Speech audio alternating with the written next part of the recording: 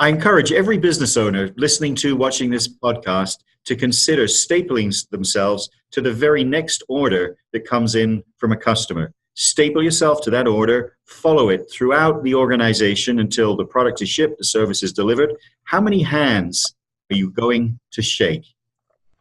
This is Bob Rourke with Business Leaders Podcast, and this is a deep dive continuation with Sean Hutchinson, CEO partner with SVA Value Accelerators, and Alistair Stewart, the manufacturing practice leader, also with SVA Value Accelerators. And this continuation of the podcast is where we're going to dig deeper and talk about productivity acceleration. Guys, I really appreciate it. Thanks so much for taking the time. Bob, thanks. Great to be with you. All right, let's go. Let's talk a little bit about what productivity acceleration is, just so we're all got a common base. So we can think about productivity as the effectiveness of productive effort, right? And it's measured by the rate of output per unit. What does accelerating mean? That means making it happen quicker. So that's just our baseline, right? What's productivity? What does acceleration mean? The reason all owners are in business should be primarily to create value for themselves. And the way they create value for themselves is by creating value for customers. Now, our owners who are going to staple themselves to the orders that they're getting, right, the next customer order, every time they shake somebody's hand, every time they meet somebody, every time they wait for somebody, every time they wait for something, every time something has to go back to be redone, checked, all those kinds of activities that an order experiences are what we call non-value add. And if you start to look at the operations of a typical company, and most owners are going to be, I imagine, shocked if they're hearing this for the first time, about 95% of all activities in your average company, your average organization, do not create customer value. Well, what is customer value? Well, customer value has to pass a classic three-part test. An activity to be creating customer value has to be done right the first time, has to change the form, fit, or function if there's a tangible product, or has to deliver a service that otherwise wouldn't happen, or it has to convert data into information or knowledge, but changing the form, fit, or function of something. And the last and best of the three parts of the acid test is the customer must be willing to pay for it. So imagine if in our hypothetical owner case, stapling him or herself to an order, that halfway through that order has to go back to the preceding step because we are missing some information. We're not exactly sure if the customer wanted it in blue or in black. So now we go back and we find that the sales guy just wrote down B in the color, right? In the color box. Well, that was all non-value add activity, right? But we're going to break that out as a line item on the invoice to the customer. Checking what color you really ordered. You told us loud and clear what color you ordered. We just didn't understand, didn't write it down, didn't record it. And we break that out, right? Checking the actual color requirement of the customer after they already told us. 20 minutes. And we'll just bill you $500 for doing that. Well, no customer is going to pay that, right? But all these little activities that are pervasive in every organization are death by 1,000 cuts. And productivity is gained, productivity is accelerated by understanding non-value added activities and stopping doing them. That frees up a tremendous quantity of resources, time, cash, physical space, to focus on delivering customer value. Now, when we think about the activities that don't change the form, fit, or function of the product, aren't done right the first time, and the customer would be unwilling to pay for if he or she saw them as a separate line item on the invoice, right? As we think about all the roughly 95% of time that's dedicated to non-value add activities, we can see that those non-value add activities can be classified into about eight types of activities. And I'll just run through them in really short order. There's a great acronym that people can use to remember them. The acronym is downtime, DOWNTIME. And I'll go through each of the classic 8 wastes. First is defects. right? Making something that has to be either scrapped or reworked. And of course, the worst kind of defect is one that makes it to the customer. But even if that defect is detected internally and something is either scrapped or reworked, right, that's still a waste. And don't just confine our thinking to tangible products, right? There are many, many information defects that occur throughout many, many, many organizations. The next kind of defect is overproduction. We make stuff that hasn't been ordered. And what do we do with that stuff that hasn't been ordered? It sits on a shelf somewhere, right? So now we've got to have a shelf for it to sit on. We have to ensure the space that the shelf is in. We have to ensure the stuff that's on the shelf. And the stuff that's on the shelf, that overproduction, that is working capital not available for productive use. The next of the wastes, W, that's waiting, right? If we've overproduced and something is hanging around, well, it's waiting. Or if I'm downstream from Sean and Sean is taking longer than anticipated to complete his activity and I'm next in line, what am I doing? I'm waiting for the product that Sean is currently working on. The next of the wastes, and I believe, as do most people who've studied and use this approach, is the worst of all the wastes. This is non-utilized talent. If we harness the intellectual, creative, and physical capabilities of everybody on our team, we'll be starting to accelerate productivity. Right? Just because you're the newest hire in customer service with 6 months work experience out of college doesn't mean you don't have a great, sharp, curious mind. The next of the waste is transportation, moving stuff around. Right? We can think of this classically in a manufacturing facility, but we also can think of it in terms of email, right? Shuttling documents back and forth. Very corrosive, right? Because we just don't think about the time it takes to move information, take a look at it, get it back. Well, why are you moving that information around? Getting a second opinion, you're asking somebody to check something. And Alistair, there's an interesting example of that we all get frustrated by, which is, the document gets emailed to 8 people, right? And there's no clear instruction about who's supposed to review it and who's supposed to get back with comments on it, when really it probably could have gone to one person without the copies to the other 7.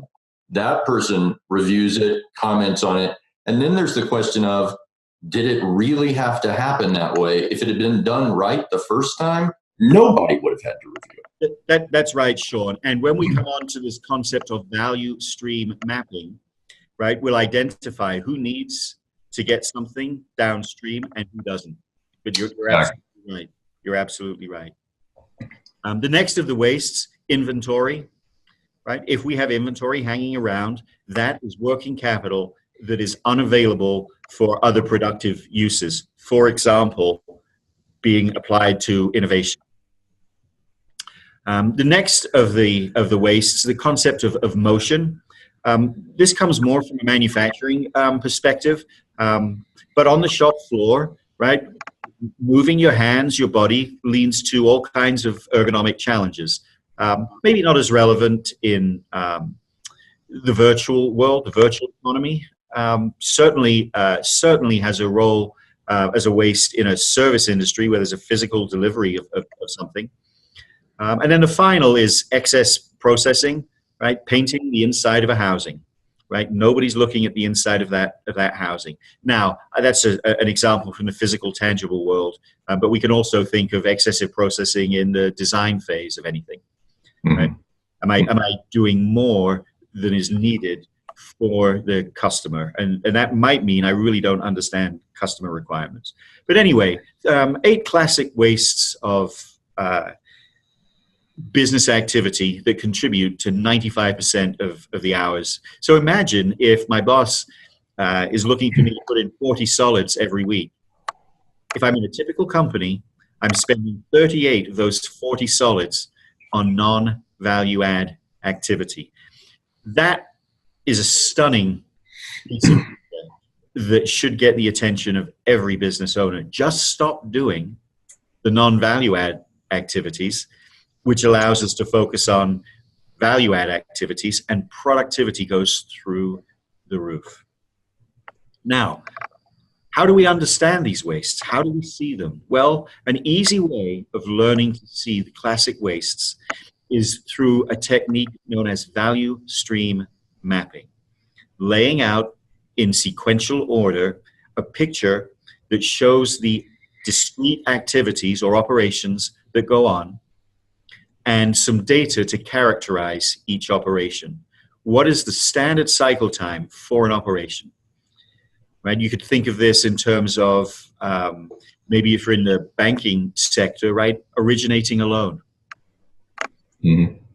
Right? Processing a mortgage. Processing a mortgage. Yeah. Right? Yep. Doesn't have to be just the physical world. We lay out this sequence of activities and we characterize each operation that's involved. What's the standard cycle time? How many people does it take to do it? If there's some piece of equipment, a database, a computer, a machine, a truck, right? Anything that we need to do the work, how available is the machine? Is there setup that needs to be done? So if I'm doing a step in processing a mortgage, I probably have to go and get some kind of credit information. Right? What does it take to have all the available pieces of data so that I can now submit that credit application, right? And, Lord forbid we might be missing one critical piece of information, which means we have to go back, right? And all the delays and so on that are involved there. But this idea of value stream mapping helps us identify how value flows through an organization from the receipt of an order to the shipment or delivery of the service or product. And when we can visually see it, now we can start asking ourselves, wow, is that activity really needed? Is it adding any value? Where are these 8 wastes? And what can we do? Most importantly, what can we do to get rid of them? And as we think about eliminating unnecessary activities and reducing or mitigating wastes in other activities, we're accelerating throughput. And Henry Ford, in 1926, took the assembly time for a vehicle from 13 hours to 2.5 hours. Now, I imagine if we said to somebody today, something that takes you 13 hours to do, we can get it down to about 2.5 hours by eliminating waste, people might be skeptical. There's a track record for decades of applying these classic tools, these classic methods to eliminate waste and free up so much capacity to create customer value. When you create more customer value more quickly, you've got a stronger competitive advantage and you're more profitable.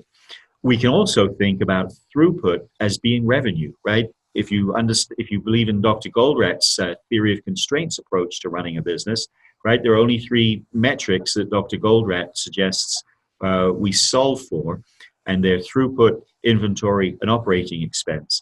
And we're not going to get into the weeds on those today, but the idea of stop doing non-value-added activities in order to accelerate throughput is just a basic of being a highly effective business manager.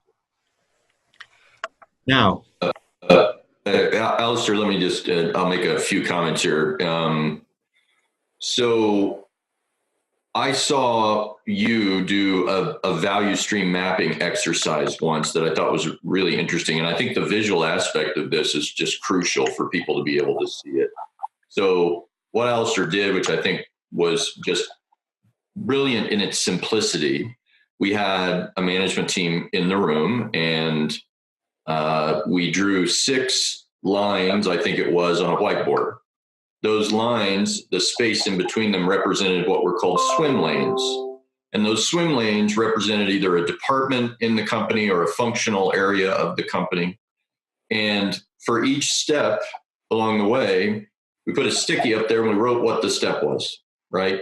Someone touched it or something was happening in the company. And we put that sticky in one of the swim lanes, right? Well, that was happening in the operations area, that was happening in the finance area, so on and so forth. And so you could see the different sort of activities that were happening. And what I found fascinating about that exercise, besides just the work that went into it, because people were sort of discovering things as they went on. Oh, I forgot. Yeah, that person touches that too. We've got two people that are kind of touching that. Go back to the example of stapling a customer order to your back and walking through the organization. That was what was happening. But there was a crucial question. Who touches it first? Who touches it first? When it comes in, who's the person that receives it? And I watched that group struggle probably for 30 to 45 minutes to just identify step one. Because everybody kept saying, yeah, I think that's where it starts. And then somebody else would say, no, there's a step before that. And so we put up another sticky note, right? Once you kind of got them up on the board, you're looking at it and there are 70 steps, all of them representing what was it. It's a pretty crowded board.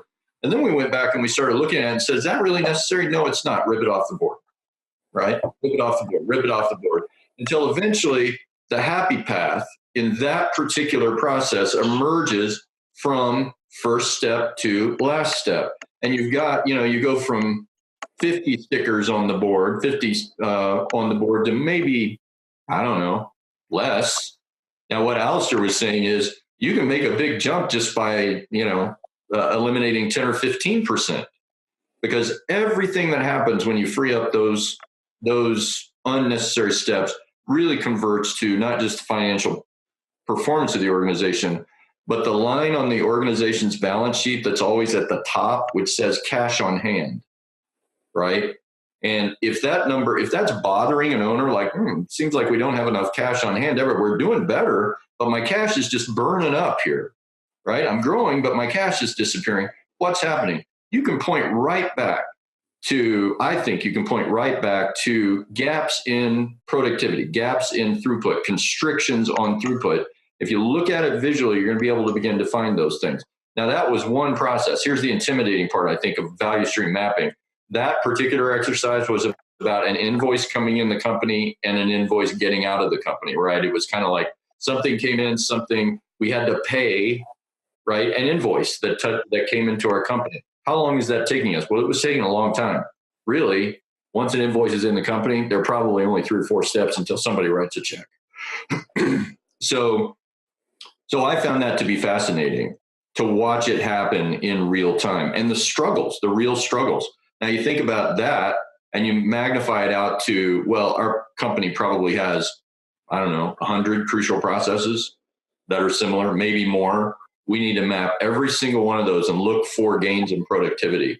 Now this is, in my opinion, in our value accelerator, when we get to productivity acceleration, in that sprint of productivity acceleration, and it's consistent with what we asked our clients to do in all of our sprints, put all of your energies into that particular piece of value acceleration for the next 90 days.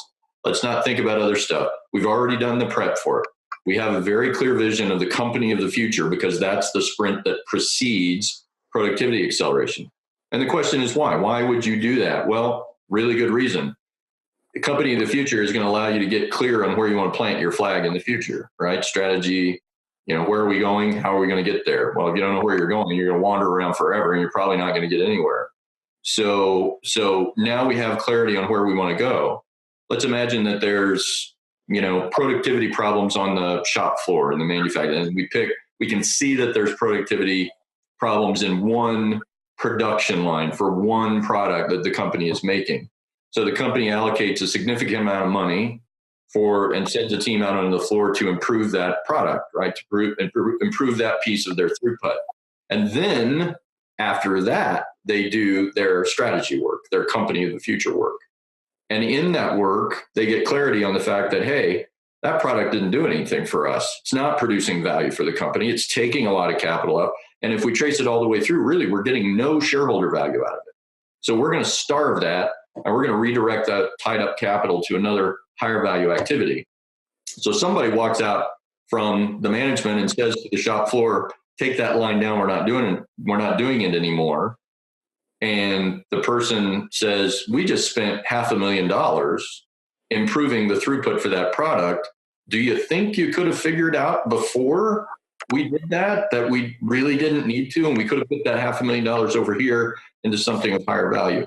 It's really important for the clarity piece on the strategy side, to precede the productivity side. Otherwise, you're funding things that you're probably not going to get any value out of. Sean, you're absolutely right. These two critical questions, where are we going and how are we going to get there, and cascading down through the organization the answers to those questions, and making sure that everybody on the shop floor is aligned. Yeah. Now, once we understand where we're going and what we should do to get there, right? We start with what could we do to, right? What should we do? What will we do? What are we going to do in the next 30 days? A systems thinker, which every business owner should be, will understand that at any point in time, there is always one ultimate choke on throughput.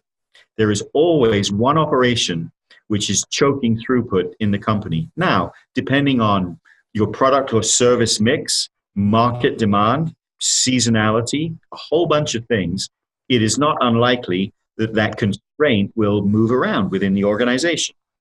However, understanding where the constraint is and removing activities that are non-value add, mitigating wastes in that constraining operation will cause the constraint to move elsewhere. We improve performance, we get more productivity out of that constraint, more throughput, more cash flow, and the constraint moves. Now, with a relentless focus on understanding where the constraint is, we can have a disciplined approach to accelerating productivity. But when at a business operations level, we don't have a relentless focus on that, we're just sub-optimizing. Also, really important, this concept of productivity acceleration, it's really important to have everybody in the organization aware of what we're doing to accelerate productivity. We can make tremendous gains, let's say in the shop floor, right, to get more productivity, unless we have orders to take advantage of the capacity that we have liberated by eliminating activities, reducing non-value add activities, then there's no more cash flow to accelerate. So it's absolutely vital that, for example, the sales and marketing organization are part of the productivity accelerating conversation. If sales now sell our increased capacity better, we enter a virtuous cycle of value creation. I'll just use a manufacturing example. It's true in service. It can be true in retail. Is true in distribution. So imagine that we and our competitors have trained our customers, have trained the market to accept a 7-week lead time for our products. And we look within our operations from beginning to end, and we identify where the choke and throughput is. And we recover or add capacity to the choke, which causes the choke to move somewhere else. And a relentless focus on this brings our lead time down from 7 weeks to 5 weeks. Well, inherently, our unit cost is lower. And generally speaking, customers will pay a premium for a shorter lead time. That's right. Right? Now, if we don't have sales and marketing at the conversation about the productivity gains, we may not have anywhere to go. But if sales and marketing are with us, a couple of things are going to happen. We're going to communicate our greater value to the market by having a 5-week lead time compared to everybody else's 7-week lead time. And we will adjust prices to reflect that incremental value. Now we have this virtuous margin expansion going on where we're charging more and realizing a higher price, and the unit cost is lower because it's taking us less, and we're making more of them because of the productivity gains that we realized. We can only do that with a relentless focus on understanding where the constraining operation is and recovering or adding capacity to it and continuing to rinse and repeat that. I think that's an important part about you have to have the demand in some ways to justify the investment in productivity. So, and bringing in sales and marketing and also market intelligence, competitive intelligence, what kind of data are you getting that would essentially alter the idea that you are going to get more into your channel, into your pipe, and being able to expand the size of the throughput is absolutely necessary in order to take that demand and convert it into cash in a reasonable amount of time. That's really what we're talking about. And anytime you can, open up those choke points, if you think of it literally as a pipe, right? You can only push so much through. So if you got a narrow pipe, you're going to have to figure out a way to make it bigger. Now, let's go back to Henry Ford for a minute. So Henry Ford, my understanding of Henry Ford is he didn't just decide one day that he wanted to make cars in a shorter period of time. That's a neat idea. He had to. This goes to, necessity is the mother of invention in a sense. He either knew or was in the middle of knew that it was coming or was in the middle of a real problem, which was a lot of people in the United States wanted that car. And he couldn't make it fast enough if it was at 13 hours. There was no way that he could meet the demand. Now, what did that do?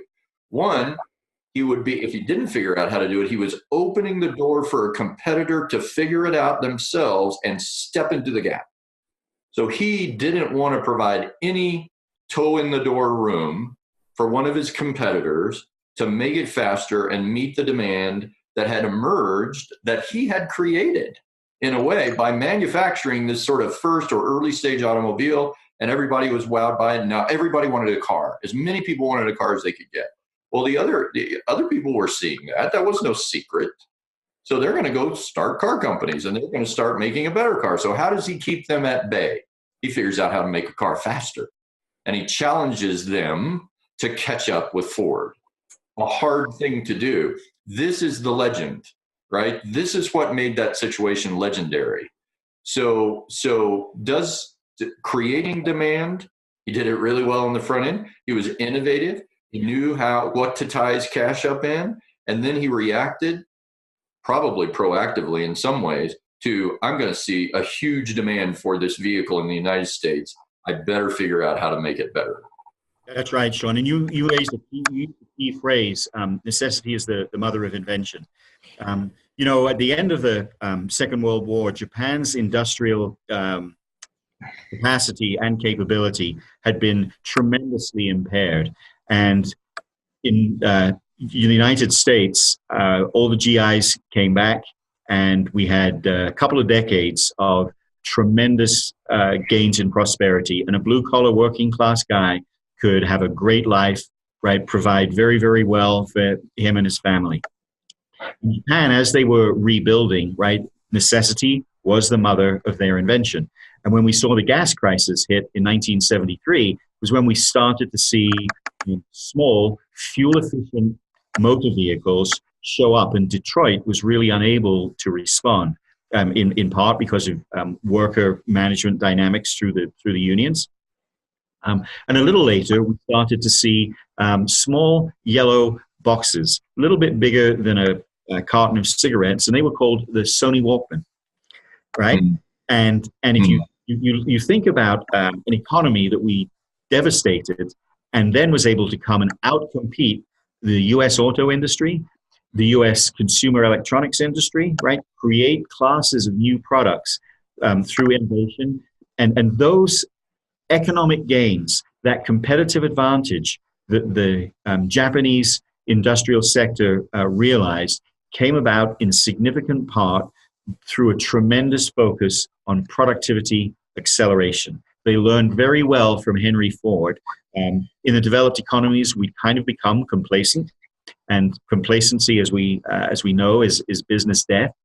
You're dying, you just don't know it.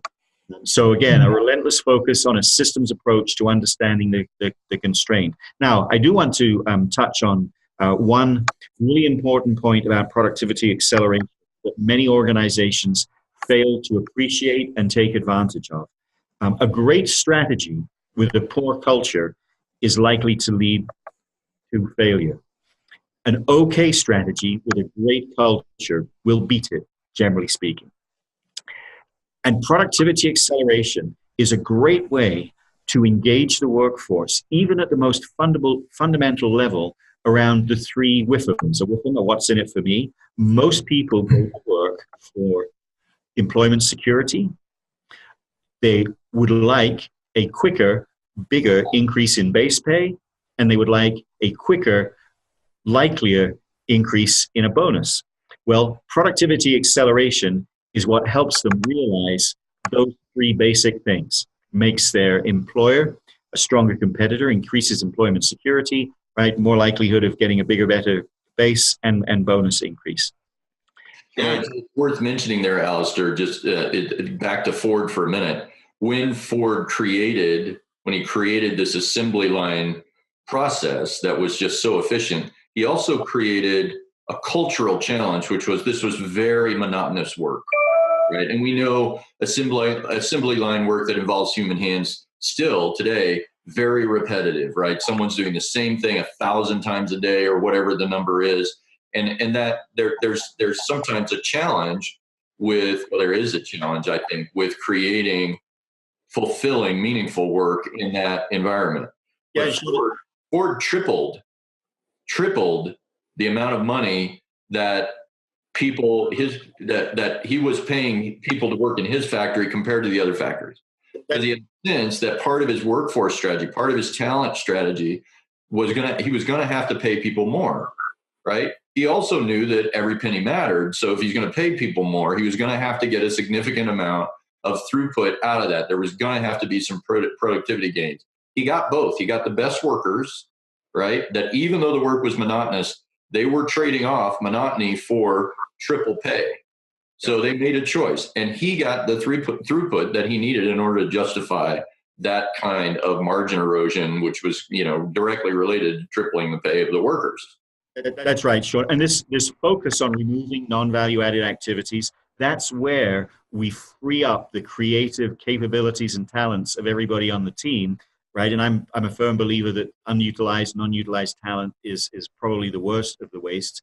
And that's a good example. Yeah. To continue to seek out all the other seven wastes and just continue in this virtuous cycle of productivity acceleration. And if we bring that into today's world for owners who may be thinking, I don't really care about Henry Ford, what does that have to do with me? It's a fascinating story, and I do think it's applicable. But if you think today, right, so we had, just to sort of put a marker on it, we had jobs report last week. I think it was last Thursday or Friday. Here we are, we're in the December of 2018. So it's it's one of the last job reports of the year that we're going to get. 155,000 added last month, 155,000 jobs, which was down.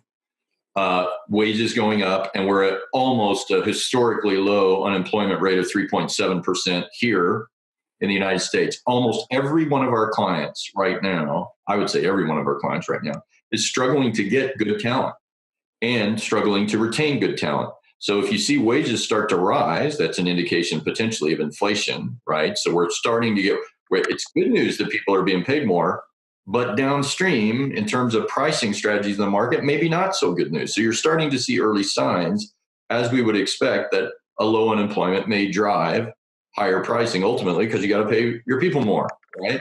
So how do you offset that? Well, you got to be more productive. You got to have the right kinds of processes in place. And we always tell our clients, in tight labor markets where it's going to be difficult to get talent to do the jobs that you have on your organizational chart, then you have to learn how to get more throughput out of your company. That's why we say this is such a key part of value acceleration. It's such a key part of creating a best-in-class organization that will be realized as one that deserves more value than the next company down the chain, right? How do you create that premium? You were mentioning, in finding and attracting qualified talent. And we talked a little bit previously about knowledge transfer through an organization. Yeah. Can you touch on that a little bit? Well, knowledge management is one of my sort of pet projects, I think. In most organizations, knowledge management is not done very well. Knowledge throughput is not great. And if you think about going back to, the sort of great, biggest of the wastes, as Alistair was saying, on non-utilized talent, giving people meaningful, fulfilling work, allowing them to expand their knowledge base is really, really important. You want smarter employees. You want a smarter workforce You want to be able to onboard people quickly when you bring them into the organization. A lot of organizations are really slow at onboarding their people and getting them to a semblance, at least, of the expectation for full productivity. You know, in the company that I at one point ran, Integra Realty Resources, which was a real estate valuation and consulting company, we struggled to get the right people who could be trained into the organization quickly and brought up. And sometimes it would take at least a year of carrying that capital to get someone to the point that they could produce a good real estate valuation. A lot of oversight during that period, right? So there was knowledge that we had in the organization, but it was not coming down in the organization and being systematized in a way so that it could be consistently shared. So there was a constriction, right? There was a constriction. We were also learning as we went along. We were getting better. We were getting data, right? Local data, national data, things that helped us do our jobs better. But we used to describe it as, hey, every valuation, there are insights that are buried in that valuation, ways of seeing it and doing it better. But those are not coming out of that valuation experience and process and being shared with the rest of the organization across the board. So that kind of knowledge throughput is what we're talking about, measured, again, onboarding, how well are you doing your job going forward. People will stay in companies where the culture is positive, where the culture is one of learning. People say it all the time. If you look at the surveys of folks in terms of what am I expecting to get out of a company, pay is not number one on the list, typically. Learning to do things that I don't already know how to do, creating a foundation for me to see a career path, right, out of where I am to something else. The bridge between those two things is, one, experience, right? But I think it's all about getting smarter, learning to do things that you don't already know how to do that can propel you along that career path. So knowledge management is a real challenge for a lot of companies. And I think they're leaving tons of value on the table because they're not focusing on what knowledge is being generated out of our everyday experience that we can capture to make the whole organization better at what we do. Sean, let me dive in there and bring us back. Great insight. Bring knowledge management back in a very practical sense to productivity acceleration. And Bob, thank you for raising knowledge management. So, there's a real fundamental way of understanding how to get more productivity. And that's by having stable operations that are standardized. And a piece of standardization is standard work. So everybody does the same thing the same way, irrespective of who you are. Now, we can have various levels of competence within standard work, right? I can do the standard work, but I need supervision. I can do the standard work without supervision. I'm capable of supervising and training others on standard work. So standard operations, a key element predicated on having stable operations, because if it's not stable, you can't standardize. But assuming you've got stability, knowledge of standard operations is critical. Now, to retain the talent and to attract the right talent, cross-training is a great way of making employees more valuable. And cross-training is very, very valuable where a constraint moves around within an operation. Because if I've got an operation right now which is constrained, but I only have 3 people capable of doing it, and they're all doing 2 hours of overtime every day, I don't have where to go, right, to get more productivity. But I've got others who work on upstream or downstream operations which aren't currently the constraint, and they're trained on the constraint. Just stop doing the non-constraining operation and add capacity to the constraining operation until you move it somewhere else, right? You rinse and repeat. But this is a very practical implementation of knowledge management within an organization. We want standard work, the best known way. And one truism of standards, whatever lens you look at them through, is that standards should be regularly updated. Yes.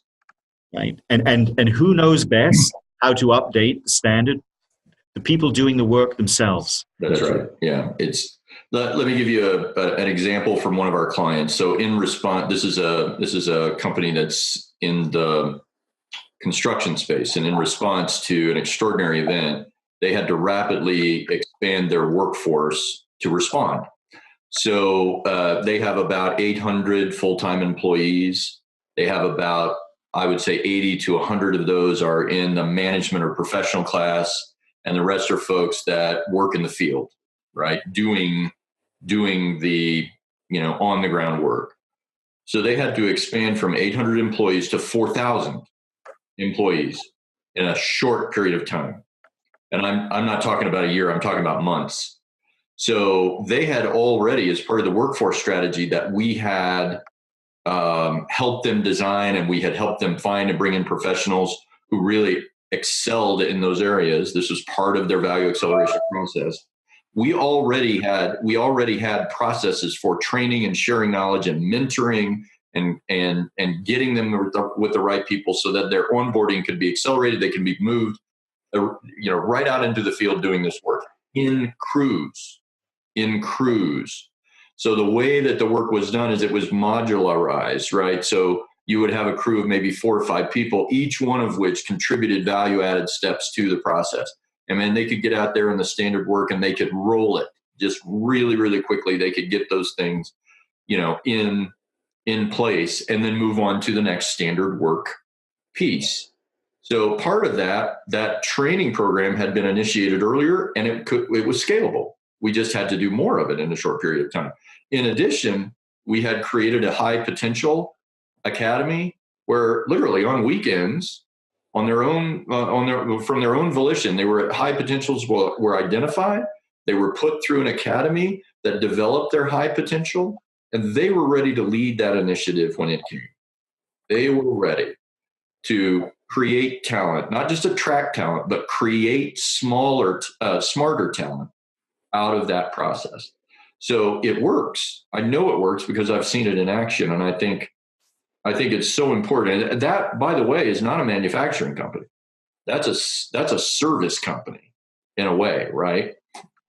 Before I get carried away, guys, and forget social media, people have been saying, I give up. I need to talk to you guys. Uncle, huh? How do they find you? Yeah. So social media, great way to get to us. We're active on LinkedIn. So SVA Value Accelerators on LinkedIn. You can search for it. That's our company page. Search for me, Sean P. Hutchinson as in Patrick. Alistair Stewart is available there. Contact us anytime. Connect with us anytime. We put out content on our social media pages 5 days a week.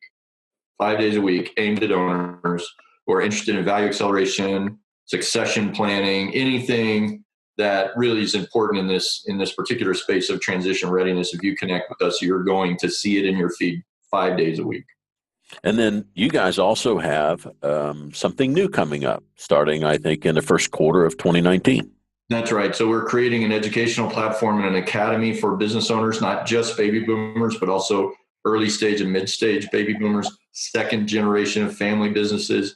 There'll be a lot of learning resources there. And then we're introducing what we call mastermind groups, which are groups of 10 owners who go through a 1-year program related to value acceleration, peer-driven, peer-supported, expert facilitated. Those programs will begin in the first quarter of 2019. So we've been at it for a little while. What did we miss besides a lot? One comment I have, Bob, and thank you for asking, what did we miss? As we think about productivity acceleration, right, the wastes, and recognizing that a foundational piece of realizing more productivity more quickly is standard work, I'd encourage every business owner and their management team to understand and follow through on leader standard work. Right? Standard work is not just for a customer service person sitting at a computer with a headset on. It's not just for an operator at a machine on the floor. It's not just for a service guy in a truck in the field. Leader standard work models the kind of adherence to standards that we want everybody in the organization to be doing. Mm-hmm. Like, I strongly encourage all business owners to not only staple themselves to an order, but to think about what leader standard work should he or she model on a daily basis to set the cultural tone for the organization. And I would leave our audience with a bumper sticker thought. So 50 to 5,000. I think we've discussed this a little bit on previous podcasts. So 50 to 5,000 is a concept that you got a lot of people in the organization, potentially at a high level, who are doing what we call $50 an hour work, right? $50 an hour work for executives or leader in the organization is non-value added work that somebody else really ought to be doing. It could be putting out administrative fires. It could be doing stuff for a second time that should have been done well the first time. So do an audit on your organization. Do an audit. Start with your leadership team. Just take a month and have folks write down all the $50 an hour work that they're doing. If I ask an owner that question, how much of your day is taken up with $50 an hour work, I don't have to tell them what it is, because they already know what it is. And the answer is usually 90 to 95% of my day is taken up with non-strategic activities that somebody really ought to be doing elsewhere. So that's frustrating. Stuff's getting to their desk that shouldn't be there. If we don't have time in the organization, space in the organization to reorient people towards $5,000 an hour work, $500 an hour work, whatever that step up looks like, if knowledge is not moving in the organization that supports that transition, then you're going to get stuck with too many people doing $50 an hour work or $10 an hour work, whatever the corollary is, and you will never climb out of that hole unless you explicitly make it clear at the leadership level that we are all going to move in that direction. And if we can eliminate the $10 an hour work altogether, because it's really non-value add and probably completely unnecessary, let's do that. So 50 to 5,000, keep it in mind. Guys, I really appreciate the insights and the time and sharing of the knowledge. And for the listeners out there, the only mistake I think at this point you could make is, if you have a question or you're interested, you need to call.